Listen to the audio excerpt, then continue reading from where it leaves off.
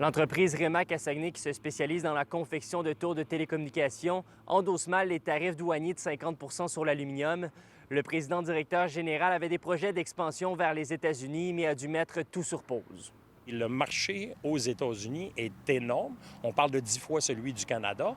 Mais en plus, il y a beaucoup plus de clients, beaucoup plus déréglementés. Cette année 2025 était l'année où on mettait vraiment les efforts sur le marché américain.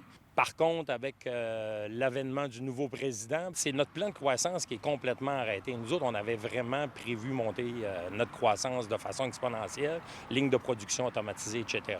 Donc là, on se doit se tourner vers d'autres marchés, mais tout le démarchage qu'on fait depuis 5 ans vers les États-Unis, bien là, on doit le faire ailleurs.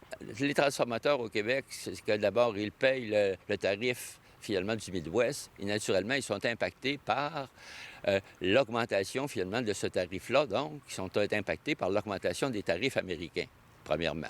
Et deuxièmement, lorsqu'ils arrivent sur le marché américain, là, naturellement, la concurrence est beaucoup plus vive. Ils sont des petits acteurs et sur ce marché-là, comme la concurrence est beaucoup plus vive, c'est plus difficile d'arriver avec une prime de 50 donc ils deviennent carrément non concurrentiels dans ce contexte-là.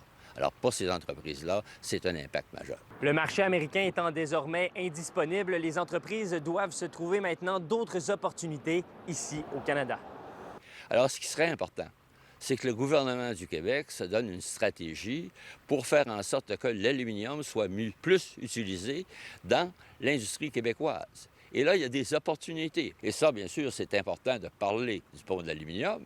C'est important de donner quelques sous pour le mettre en valeur avec des fleurs, mais ce qui serait plus essentiel, c'est qu'on se donne véritablement une stratégie pour faire de l'aluminium un matériau qui est utilisé au Québec, et ce n'est pas le cas aujourd'hui.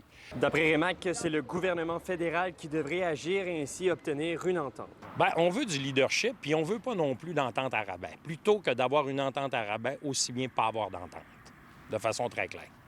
Puis on ne veut pas de cadeaux, on veut des opportunités, on veut un leadership, donc que nos gouvernements municipaux, provinciaux et fédéraux s'organisent pour que les appels d'offres soient avec du matériel d'origine canadienne.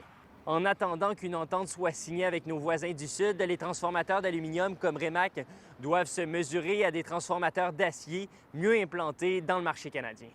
À Saguenay, Louis-Mathieu Corneau pour Nouveau Info.